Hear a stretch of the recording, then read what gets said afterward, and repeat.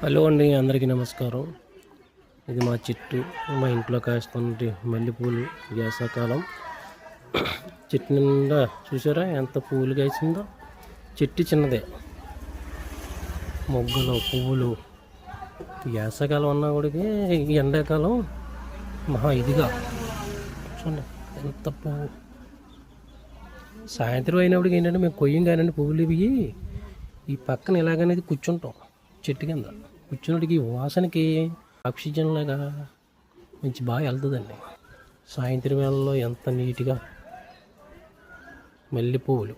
వేసవకాలం నచ్చితే లైక్ చేయండి, కామెంట్ చేయండి.